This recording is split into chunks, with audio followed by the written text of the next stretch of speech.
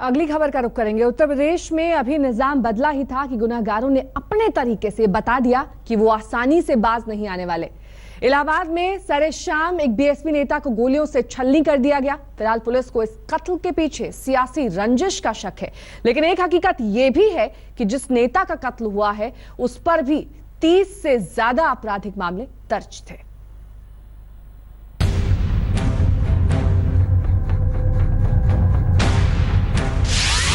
इलाहाबाद में बीएसपी नेता का सरेशाम कत्ल। गुमनाम कातिलों ने दफ्तर के बाहर मारी गोली। कत्ल के पीछे पुलिस को सियासी रंजिश का शक। बीएसपी नेता पर थे 30 से ज्यादा क्रिमिनल केस। इलाहाबाद के इसी मऊआइमा इलाके में रविवार की रात कुछ गुमनाम कातिलों ने बहुजन समाज पार्टी के एक नेता शमी अहमद की खौफनाक तरीके से गोली मारकर जान ले ली। कातिलों ने शमी को तब निशाना बनाया जब वो अपने दफ्तर का कामकाज निपटाकर घर लौट रहे थे। अपने साथियों को दफ्तर से रवाना करने के बाद जैसे ही वो अपने घर जाने के लिए निकले, अचानक कातिलों ने उन पर फायर झोंक दिया। एक के बाद एक 5 गोलियां मारी गई, जिसमें 2 गोलियां उनके सिर में लगी जबकि 3 सीने में। देखते ही देखते इलाके में लोगों की भीड़ जमा हो गई और लोगों ने सड़क जाम कर विरोध शुरू कर दिया। फिलहाल कत्ल की वजह तो साफ नहीं है, लेकिन घर वालों की शिकायत पर पुलिस ने इस सिलसिले में 4 लोगों के खिलाफ रिपोर्ट दर्ज की है।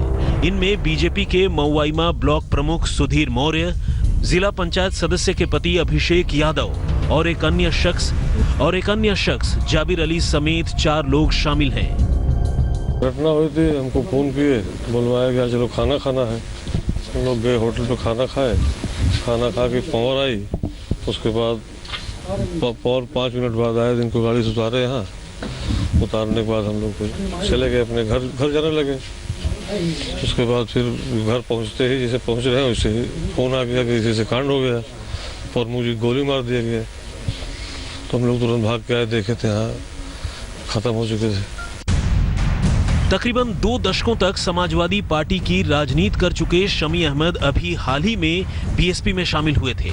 वो इस इलाके में कई बार ब्लॉक प्रमुख भी रहे और एक बार रघुराज प्रताप सिंह उर्फ राजा भैया के खिलाफ विधानसभा चुनाव लड़कर अपनी जमानत जब्त करवा चुके थे।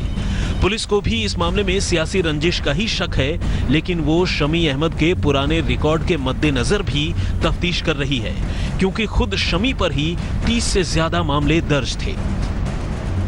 जो मृतक हैं वो पहले ब्लॉक प्रमुख रहे हैं, जो अभी इन्होंने तहरीर दी है, उन्होंने अपना जो घर वाले उन्होंने पूर्व की जो ब्लॉक प्रमुख की रंजिश प्लस इनके एक बेटे की पत्नी प्रधान है उसकी रंजिश और एक जिला पंचायत सदस्य जो है जिला पंचायत सदस्य के साथ रंजिश, उस चीज़ के ऊपर उन्होंने 3 लोगों को नामजद करके आरोपित किया है और एक जने को अज्ञात इसके अंदर तहरीर दी।